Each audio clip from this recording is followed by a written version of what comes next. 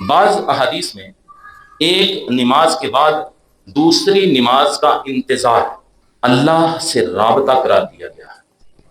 ایک نماز پڑھ کے بندہ دوسری نماز کا انتظار کرنا شروع کرتے، یہ اللہ کے ساتھ رابطہ ہے۔ سنیے، صحیح مسلم میں 587 نمبر حدیث مبارکہ ہے۔ آقا کریم صلی اللہ علیہ وسلم نے فرمایا، الا ادلکم علی ما یمحو اللہ بہ الخطایا ویرفع بہ الدرجات، کیا میں تم کو ایسی بات نہ بتاؤں جس سے گناہ مٹ جاتے ہیں اور درجات بلند ہوتے ہیں؟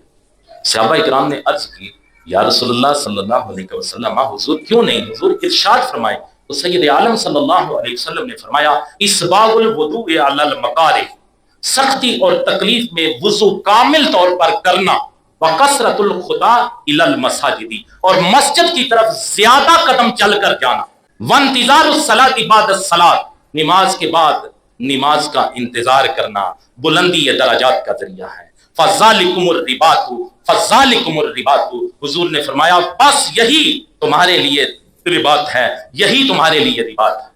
گویا پتہ چلا حضور کریم صلی اللہ علیہ وسلم نے 3 چیزیں بیان کی ہے اس حدیث مبارکہ میں۔ وہ کون کون سی 3 چیزیں ہیں جن سے بندے کے گناہ مٹ جاتے ہیں اور اس کے درجات بلند ہوتے ہیں؟ پہلی چیز، سختی اور تکلیف میں وضو کامل طور پر کرنے سے گناہ مٹ جاتے ہیں، درجات بلند ہوتے ہیں۔ پھر مسجد کی طرف زیادہ قدم چل کے جانے سے گناہ مٹ جاتے ہیں، درجات بلند ہوتے ہیں۔ پھر نماز کے بعد دوسری نماز کا انتظار کرنے سے گناہ مٹ جاتے ہیں، درجات بلند ہوتے ہیں۔